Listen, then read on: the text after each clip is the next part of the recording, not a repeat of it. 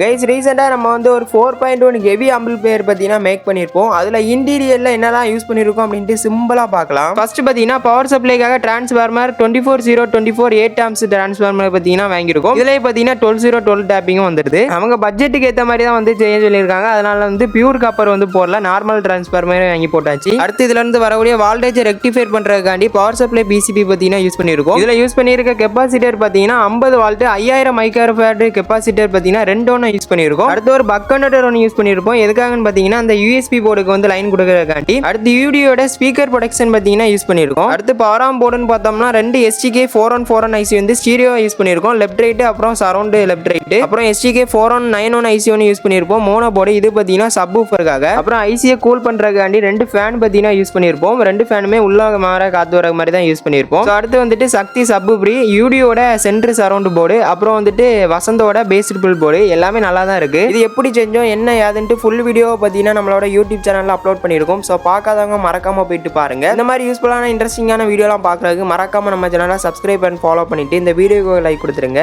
Next ஒரு இன்ட்ரெஸ்டான வீடியோவில் சந்திக்கலாம். Bye guys.